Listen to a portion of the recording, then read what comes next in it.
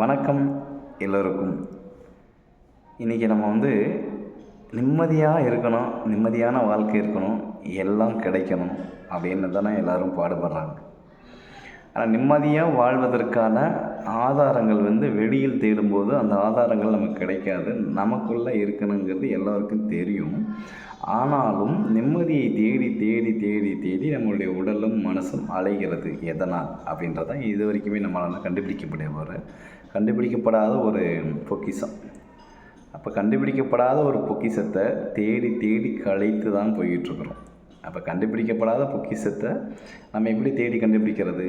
அப்போ கண்டுபிடிக்க முடியாத ஒரு பொக்கிஷம் என்னென்னா நம்மளுடைய மனசை நாம் எப்படி கண்டுபிடிக்கிறது? நாம் எப்போ உணர்றது? நாம் எப்போ அந்த மனசை எளிதாக்கி இயல்பாக்கி அழகாக்கி வைத்துக்கொள்வது அப்படிங்கிறது தான் நம்ம இந்த வாழ்க்கையில் நம்ம கற்றுக்க போகிற ஒரு பாடம். எவ்வளோ அழகான ரம்மியமான ஒரு வாழ்க்கையை நாம் நிறைய இடங்களில் விரயம் பண்ணிட்டு தொலைச்சிக்கிட்டு இருக்கிறோம். சந்தோஷத்தை தேடி தேடி தேடி அலைந்த பிறகு நமக்கு கிடைக்க போகிறது ஒரே மிகப்பெரிய ஒரு துன்பமோ துக்கமான விஷயங்கள் தான் நிறைய பேருக்கு கிடைக்குது. அந்த வாழ்வியலை நாம் அலசி ஆராய்ச்சி பார்க்கும்போது போதும் அப்படின்ற ஒரு உணர்வு மனசுக்குள்ளே வந்துச்சுனாவே இந்த நிம்மதியும் சந்தோஷமும் நம்மக்கிட்ட இருந்துக்கிட்டே இருக்கும். போதாது அப்படின்ட்டு நம்ம தேடி தேடி தேடி அந்த அடுத்த விஷயங்களை கடந்து அலையும் பொழுது நம்மளுடைய மனசு நிறையாது.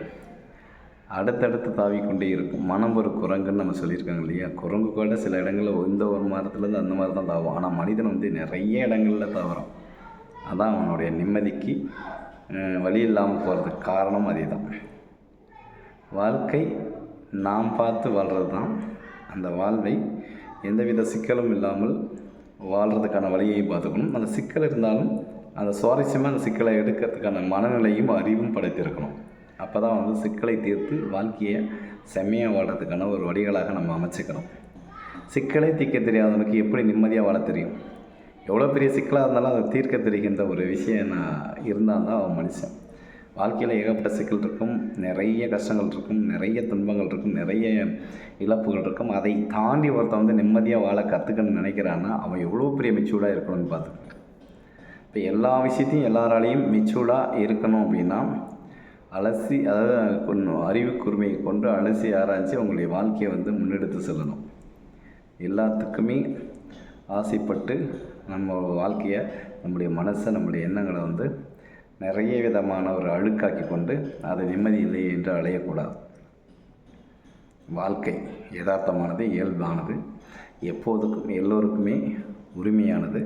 அதை ரொம்ப கஷ்டத்தை நோக்கி தள்ளாமல் இஷ்டமான ஒரு செயல்களை செஞ்சு நல்ல ஒரு வாழ்க்கையை வாழ்வதற்கான உழைப்பும் நேர்மையும் உண்மையும், சில நேரங்களில் பொய்யும் சொல்லணும். அந்த பொய்யும் உண்மையாகும். அந்த இடத்துல எந்த இடத்துல பொய் சொல்லணும் அந்த இடத்துல பொய் சொல்லணும், எந்த இடத்துல உண்மையை பேசணும் அந்த இடத்துல உண்மையை பேசணும். அப்போ தான் அது பேச்சுக்கே ஒரு அழகு. அப்படி பேசி பழகும்போது நம்முடைய வாழ்க்கை யதார்த்தமான வாழ்க்கையாக, உண்மையான வாழ்க்கையாக, சந்தோஷமான வாழ்க்கையாக, நிம்மதி நம்ம கூடயே இருக்கும். நிம்மதி நம்ம கூடயே இருக்கணும் அப்படின்னா எதை கண்டும் ஆச்சரியப்படக்கூடாது, எதை கண்டும் பெரிய அளவுக்கு யோசிக்கக்கூடாது, எதை கண்டும் வியப்படையக்கூடாது, எதை கண்டும் பெரிய விஷயமாக எடுத்துக்கக்கூடாது. அப்படின்ற மனநிலைக்கு நம்ம வந்துட்டோம்னா நம்முடைய வாழ்க்கை மிகச்சிறந்த ஒரு பொக்கிஷமாக இருக்கும். சந்தோஷமாக வாழ்வோம். சந்தோஷம்தான் நம்ம வாழ்க்கைனா. நம்ம ஒரு கேக்கில் மேலே இருக்கிற செர்ரி பழம் தான் நம்முடைய சந்தோஷம், மீதி மூல துன்பம் தான்.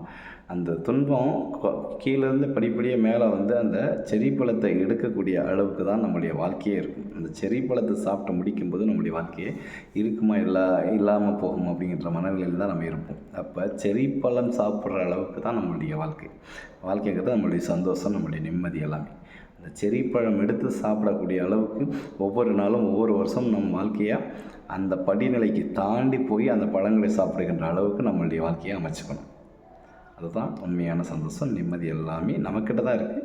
நாம தான் போய் அதை தேடி கண்டுபிடிச்சி நமக்குள்ளே இருக்கிற விஷயங்களை கண்டுபிடிச்சி அழகாக வாசிக்கணும் அப்படின்றது. அதனால தான் வேற ஒன்று. நன்றி. இந்த பதிவை பார்த்துக்கிற எல்லாருக்கும் எல்லா விதமான ஒரு சிக்கல்களும் இருக்கும். அதை களைந்து நல்லபடியாக இந்த உலகத்தில் வாங்க வெற்றி பெறலாம். நன்றி. அல்லது மகிழ்ச்சி. வாழ்த்துக்கள்.